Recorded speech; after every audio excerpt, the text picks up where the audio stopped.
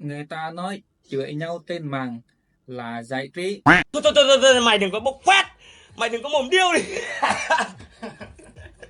Chứ mà không nhìn này có đi sẽ là khi lập video mướn lại thì mình đây à lại cái trang cloud cái mướn lại nên về lăng video cái luôn này dòng này mùi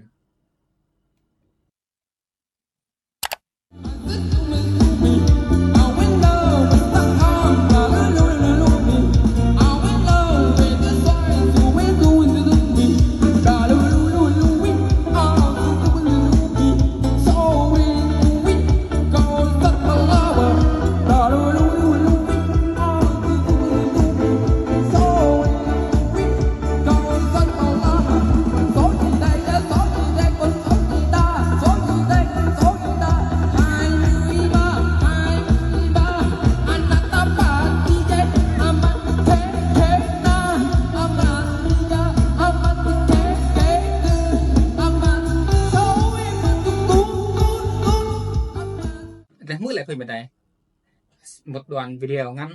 người ta sẽ thom mũi sẽ dòng này